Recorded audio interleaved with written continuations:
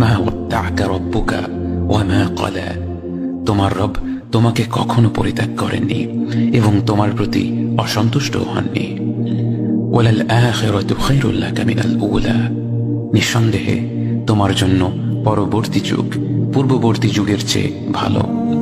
ওয়ালা সাওফা ইউ'তিকা রাব্বুকা ফাতারদা, আর শীঘ্রই তোমার রব তোমাকে এত দেবেন যে তুমি খুশি হয়ে যাবে।